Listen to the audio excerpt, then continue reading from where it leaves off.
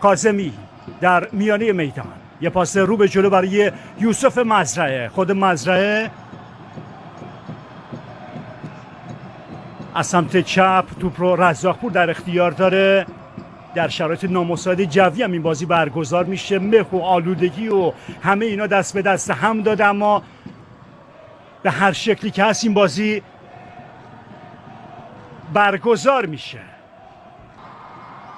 رزاقپور حالا مزرعه رو ثابت توپ میکنه، حرکت تکنیکی از مزرعه وارد محوطه جریمه میشه، یه پاس رو به بیرون و ضربه که سلیمانی زد و راه به جایی نمیبره. فرصت ایدئالی رو فولادی از دست دادن. حرکت تکنیکی و زیبای یوسف مزرعه. حسینی رو در چارچوب دروازه ثابت توپ میکنن.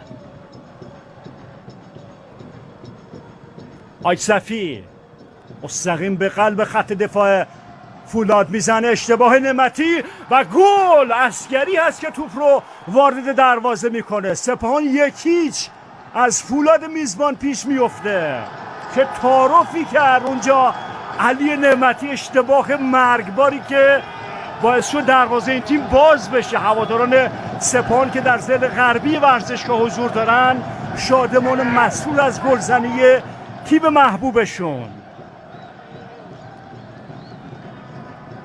اولین خطر جدی رو سپاهانیا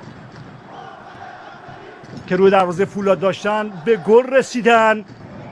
کشاورزی رو جا میگذاره، توپ لو میره. سرآبادانی در زمین سپاهان، ضد حمله برای فولاد. محمدرضا سلیمانی استاپ میکنه، خود سلیمانی سر توپ، یه ضربه زیبا. توپی که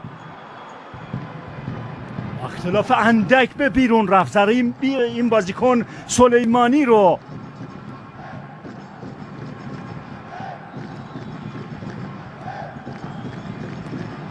در چارچوب نبود و اگه بتونه حتی یک امتیاز هم سپاهان از این بازی بگیره به صدر جدول برمیگرده. یه بازی موفق است، هفته دهم هم با استقلال داره اونجا دیگه تثبیت میکنه اگه نتیجه بگیره قهرمانی این تیم در نیم فصل رو. چه تصمیمی در خصوص این صحنه اتخاذ خواهد شد و پنالتی برای بازیکنان سپاهان اعلام میشه. مسافه تک به تک حاج صفی و حامد لک. احسان حاج صفی پشت توپ قرار گرفته، حالا اجازه ضربه داده میشه. حاج صفی میزنه و به بیرون میزنه. پنالتی رو به هدر میده کاپیتان سپاهان. بازی همچنان 1-0. رزاقپور به شکلی کوتاه مزرعه رو ثابت توپ میکنه. 1-2 با رزاقپور میفرسته به روی دروازه، ضربه سر، فرصت برای فولاد و توپی که گل نمیشه. مریدی بود که به توپ ضربه زد. حرکت بازیکنان سپاهان، یه پاس رو به جلو، امید نورافکن، یک کاتبک، آرش رضاوند، فرصت، حاج صفی، یه ضربه. اونجا نعمتی توپ رو از روی دروازه برمیگردونه توپ رو و نجات میده دروازه فولاد رو. 1-2 با آرش رضاوند، یه پاس رو به جلو، خطا هست یا نه؟ میزنه بازم به تیر دروازه. عسگری برای بار دوم توپ رو به تیر میزنه. در این بازی هم به تیر زد هم به تور و ضربه ای که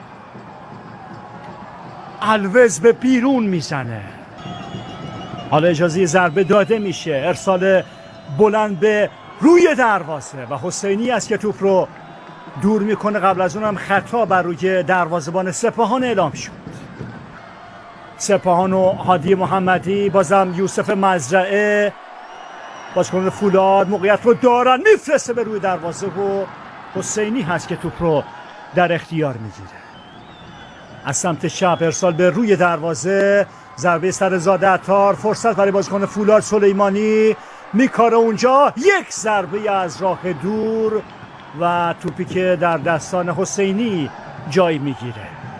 میتونه این ضد حمله خطرناک باشه یا نه؟ توپ رو میگیره علی نعمتی در زمین سپاهان. ارسال به روی دروازه سلیمانی، خود محمدرضا سلیمانی در اون محوطه جریمه، فرصت برای فولاد توپ رو به کجا زد؟ مهاجم فولاد و موقعیتی که از دست میره. بازم بازیکنان سپاهان پشت محوطه جریمه، یک ضربه از راه دور و توپی که به شکلی خطرناک به بیرون رفت. حالا به توپ ضربه میزنه مستقیم، یه ضربه سر، توپ رو برگردون، ضربه سر سنگرگیر رو حسینی بیرون کشید. فرصت برای زاده عطار،